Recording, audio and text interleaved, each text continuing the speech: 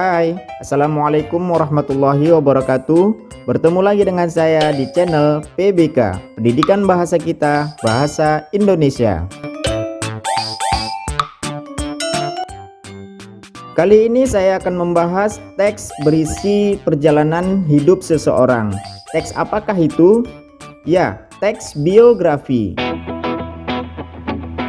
Jadi sahabat, teks biografi ini berasal dari bahasa Yunani, yaitu bios yang berarti hidup dan grafien yang berarti tulisan.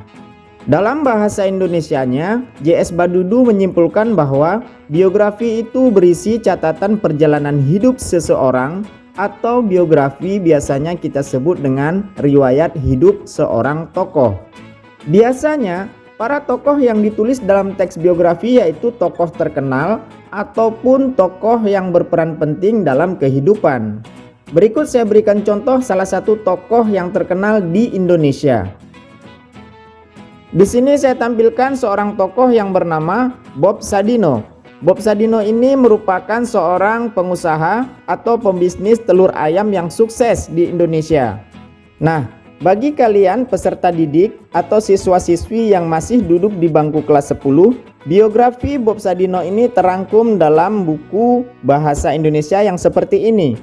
Bagi peserta didik saya yang kelas 10, silakan temukan teks biografi Bob Sadino ini dalam buku seperti ini di halaman 215. Berikutnya kita masuk pada pembahasan untuk apa sih kita belajar teks biografi. Nah, yang pertama, menemukan fakta-fakta serta peran penting dari kehidupan seorang tokoh.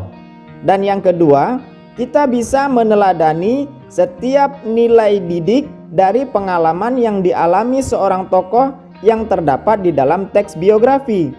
Nah, yang ketiga, dengan mempelajari teks biografi itu bisa menambah wawasan, khususnya wawasan ilmu pengetahuan, sekaligus menjadi motivasi kehidupan untuk menggapai suatu kesuksesan. Nah, yang terakhir, yang keempat, mengetahui kelebihan dan keunikan dari karakter sang tokoh yang terdapat dalam teks biografi. Inilah 4 hal yang bisa dijadikan patokan mengapa kita harus mempelajari teks biografi. Sekarang saya berikan contoh manfaat yang dapat kita petik dari mempelajari teks biografi. Nah, di sini ada contoh biografi dari Kartini. Saya bacakan saja teksnya. Karena Kartini bisa berbahasa Belanda di rumah, dia mulai belajar sendiri dan menulis surat kepada teman-teman korespondensi yang berasal dari Belanda. Salah satunya adalah Rosa Abendanon yang banyak mendukungnya. Dari buku-buku, koran, dan majalah Eropa, Kartini tertarik pada kemajuan berpikir perempuan Eropa. Timbul keinginannya untuk memajukan perempuan pribumi, karena ia melihat bahwa perempuan pribumi berada pada status sosial yang rendah. Dari biografi ini kita bisa mengambil manfaat sekaligus memetik apa yang bisa kita teladani dari Raden Ajeng Kartini. Ada beberapa hal yang bisa kita teladani dari Raden Ajeng Kartini ini. Yang pertama, Raden Ajeng Kartini memiliki kemampuan belajar yang tinggi. Nah, ini bisa kita teladani sebagai seorang pelajar, sebagai seorang siswa, kita bisa mencontoh bagaimana kegigihan seorang Raden Ajeng Kartini yang memiliki kemampuan belajar yang sangat tinggi. Berikutnya, Raden Ajeng Kartini rajin membaca buku untuk menggali pengetahuan serta menambah wawasan beliau. Yang berikutnya, Raden Ajeng Kartini itu mampu menjalin hubungan baik dengan orang lain. Dan yang terakhir yaitu Raden Ajeng Kartini berpikiran maju demi memajukan bangsa, terutama bagi kaum perempuan pribumi. Nah, hal-hal seperti inilah yang dapat kita ambil manfaatnya dalam mempelajari teks biografi. Ini semua bisa kita lakukan dan ini semua bisa kita teladani agar kehidupan kita itu semakin menuju ke suatu cita-cita dan impian yang kita inginkan. Nah, tentunya sahabat ingin sukses dalam kehidupan ini kan? Mari kita mempelajari teks biografi agar kita bisa memetik manfaat yang bisa kita teladani dari seorang tokoh yang terdapat di dalam teks biografi. Nah, sekarang marilah kita masuk ke pembahasan berikutnya, yaitu pembagian jenis teks biografi. Yang pertama berdasarkan sisi penulisannya. Dari segi penulisan, teks ini dibagi menjadi dua, yaitu autobiografi dengan biografi.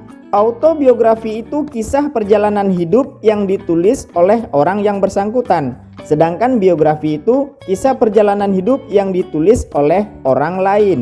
Berikutnya yang kedua berdasarkan persoalan yang dibahas.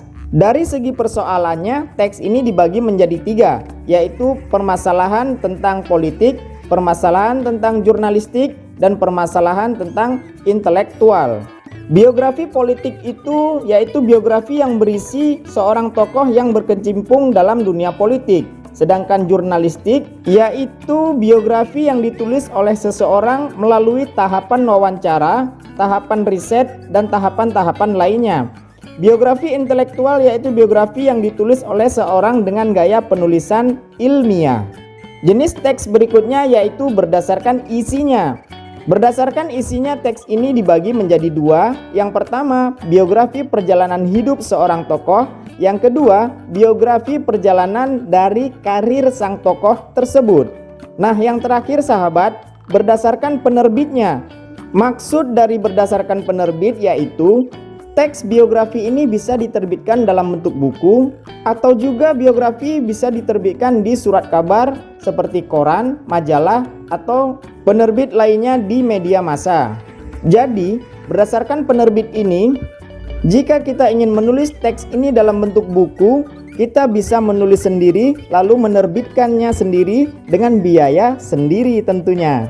Namun, jika kita tidak memiliki biaya sendiri, tentunya kita bisa memperolehnya atau meminta biaya dari sponsor, baik itu biaya penulisan, biaya percetakan, maupun biaya-biaya lainnya.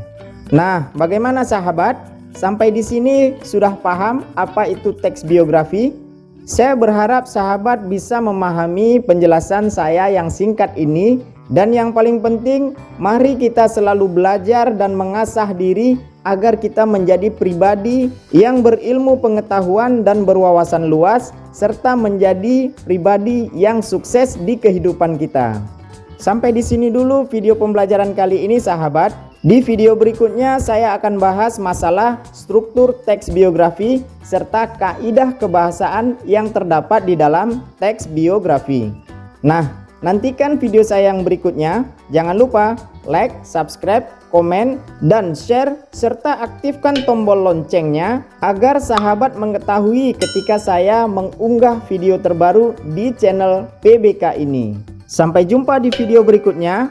Wassalamualaikum warahmatullahi wabarakatuh.